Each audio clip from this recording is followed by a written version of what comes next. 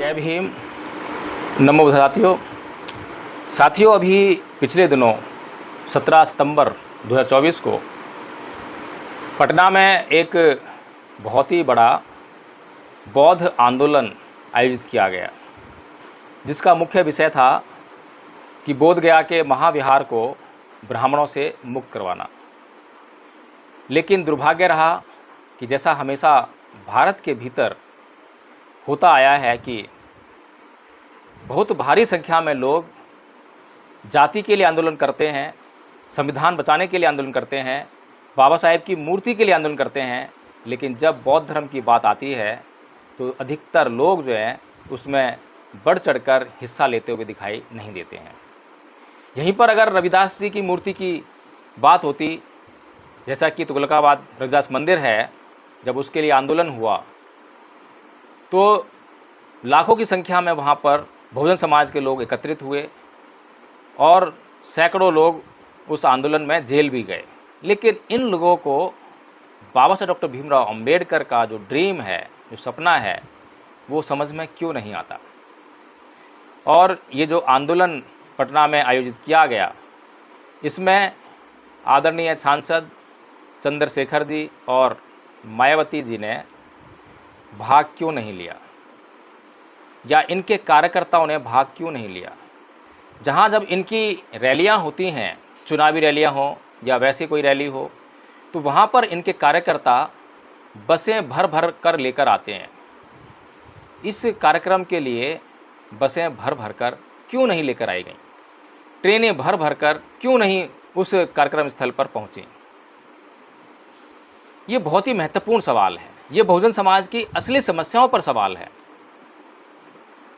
बहुजन समाज जिन्हें समस्या समझता है, असलियत में तो वो समस्याएं है ही नहीं। बहुजन समाज आरक्षण का विरोध करने को एक समस्या समझता है, मनुवादियों को एक समस्या समझता है, जबकि असलियत में ना तो आरक्षण का विरोध करने वाले इनके लिए समस्या हैं और ना ही मनुवादी लोग इनके लिए समस्या हैं। असलियत में अगर हम बाबा साहेब डॉक्टर भीमराव अंबेडकर की नज़र से देखना चाहें तो बहुजन समाज के ये लोग खुद में अपने आप में एक समस्या है, क्योंकि जो महापुरुषों ने इन्हें मार्गदर्शन दिया उसको तो समझने का प्रयास ही नहीं करते हैं। लेकिन आकर्षणों में फंसकर, लोक लुभावन बातों में आकर, बड़ी बड़ी भीड़ के बहकावे में आकर ये अपनी दिशा और दशा को निर्धारित कर लेते हैं। परम पूज्य बाबा साहेब डॉक्टर भीमराव अंबेडकर 1950 में संविधान में बड़ी मशक्कत के बाद SC, ST और OBC के लिए आरक्षण का प्रावधान करवाते हैं। आरक्षण का प्रावधान क्यों होता है? क्योंकि SC, ST और OBC को सामाजिक भेदभाव के कारण जो इनका विकास करने का जो इनको मौका मिलना चाहिए था, वो मौका नहीं मिल पाया। इसीलिए संविधान में इनके लिए ये प्रावधान किए गए।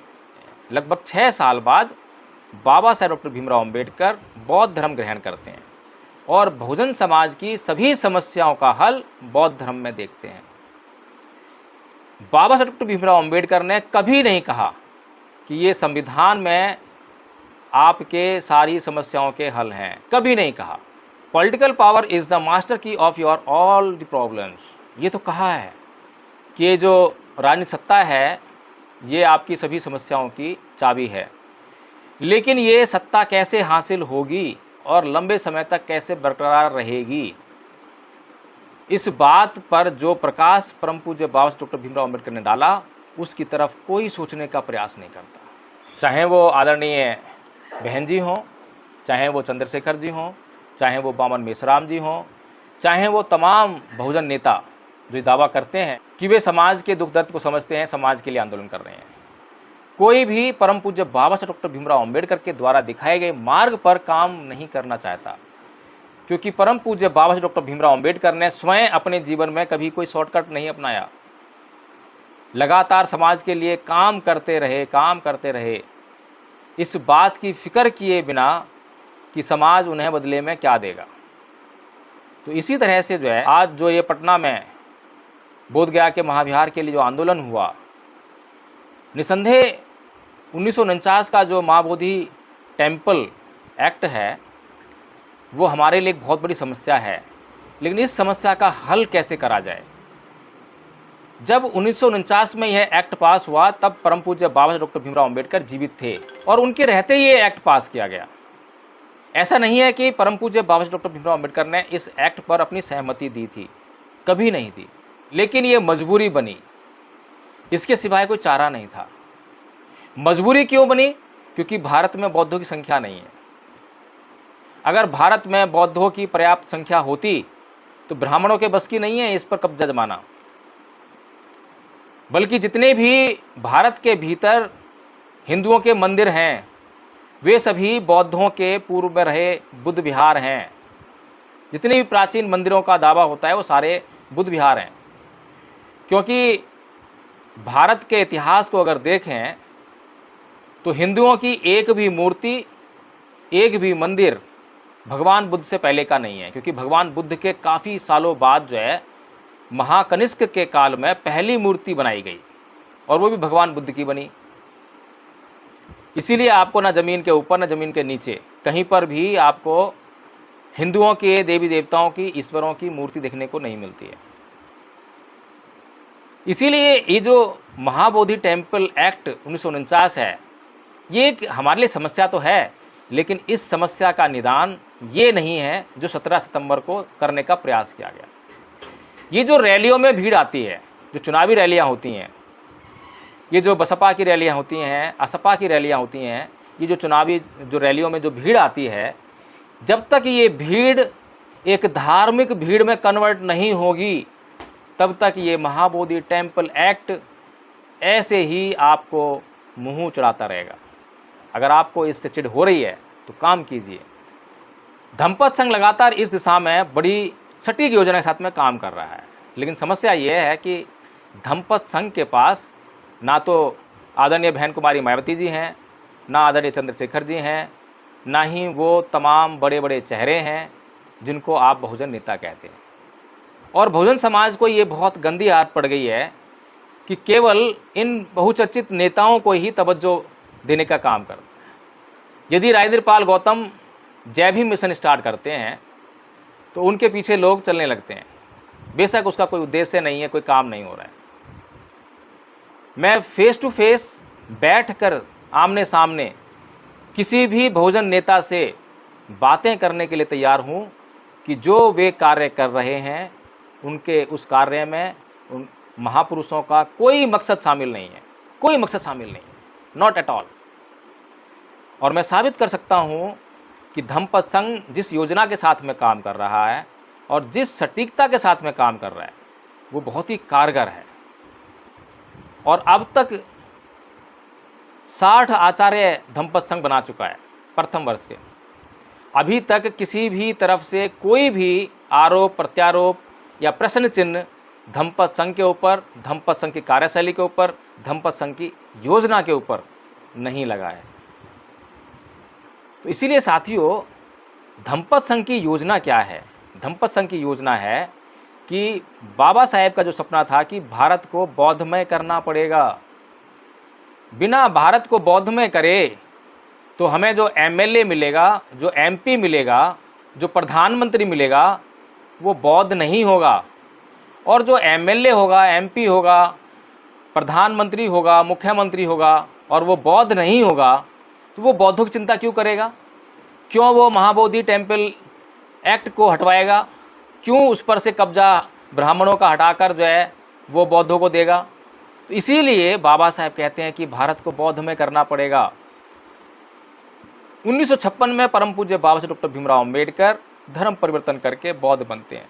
लाखों अनुयायी उनके पीछे बौद्ध बन जाते हैं। लेकिन उसके बाद क्या? भीमराव अंबेडकर कहते थे अगर मैं 5 वर्ष और जीवित रह गया तो मैं भारत को बौद्ध में कर दूंगा, क्योंकि सटीक योजना थी और वे योजना पर काम करने वाले थे। और उनके साथ में उनके कद काठी के अनुसार, उनके व्यक्तित्व के अनुसार उनसे बहुत भारी संख्या में लोग भी जुड़े हुए थे। उनके एक बार कहने पर कोई भी काम तुरंत हो जाना था। तो इसीलिए परम पूज्य बाबा साहब डॉक्टर भीमराव अंबेडकर बड़ी सटीकता के साथ कह रहे थे केवल 5 साल, केवल मुझे 5 साल चाहिए और मैं इस भारत की शकल बदल दूंगा। लेकिन अब तो बाबा साहेब नहीं है।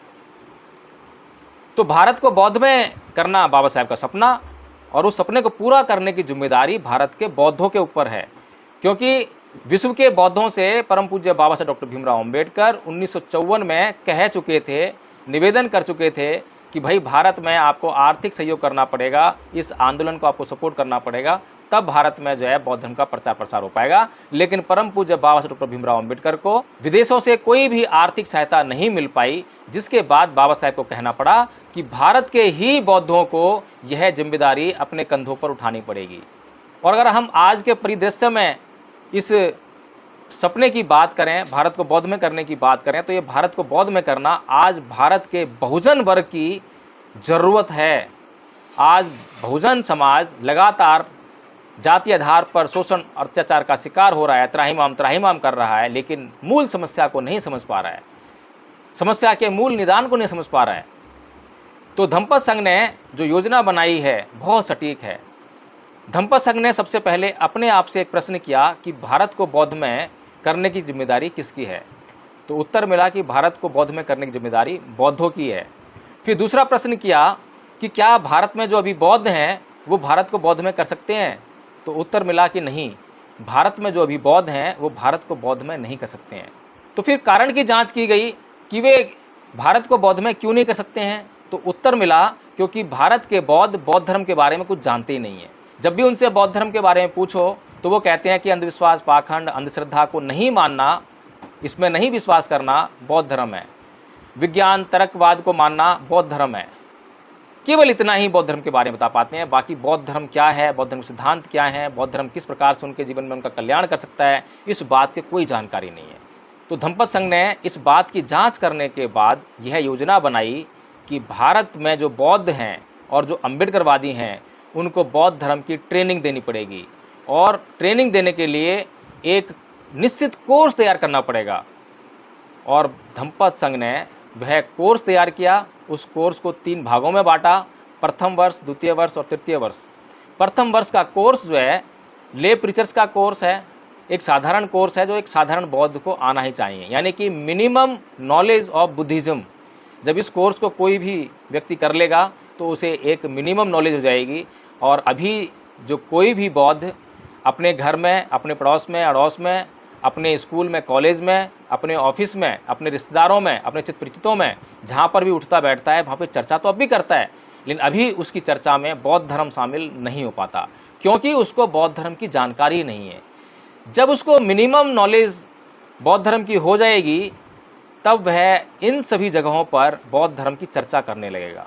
और जब बौद्ध धर्म की चर्चा होने लग जाएगी, बौद्ध धर्म के गुणों का बखान होने लग जाएगा, बौद्ध धर्म के गुणों के बारे में लोगों को जानकारी होने लग जाएगी, तो अभी जो लोग धर्म के नाम पर कथा कीर्तनों में अटके हुए हैं, जागरणों में अटके हुए हैं, गाने बजाने में अटके हुए हैं, उनको ये मालूम पड़ जाएगा कि उनका कल्याण केवल और केवल भगवान बुद्ध के धम्म के मार्ग पर चलकर ही हो सकता है। तो इस तरह से जो है धम्मपद संघ ने ये प्रथम वर्ष का कोर्स तैयार किया। बहुत ही मामूली कोर्स है, बहुत से लोगों ने केवल 3 दिनों में इसको याद कर लिया, और किसी ने 1 महीने में, किसी ने 6 महीने में, किसी ने 2 महीने में, जिसकी जैसी क्षमता, जिसको जैसा समय मिलता है वैसे वो जो है इसको याद कर लेता है। धम्मपद संघ इस कोर्स को कराने के लिए प्रत्येक व्यक्ति को एक आचार्य देते हैं, और जैसे ही वह व्यक्ति उस कोर्स को कंप्लीट कर लेता है तो वह अपने आचार्य को सूचना देता है कि मैंने यह कोर्स कंप्लीट कर लिया है और अब मैं परीक्षा देना चाहता हूँ। तो वह आचार्य संघ को सूचित करते हैं, और संघ जो है फिर उस प्रशिक्षु की परीक्षा के लिए एक बोर्ड का गठन करता है, जिसमें 5 आचार्य शामिल होते हैं, जिसमें से कि एक आचार्य जो प्रशिक्षु है, जो उसको आचार्य दिए गए थे, वही आचार्य शामिल होते हैं, ताकि वो इसको ऑब्जर्व कर सकें कि उनके साथ में, उनके प्रशिक्षु साथ में कोई अन्याय तो नहीं हुआ है।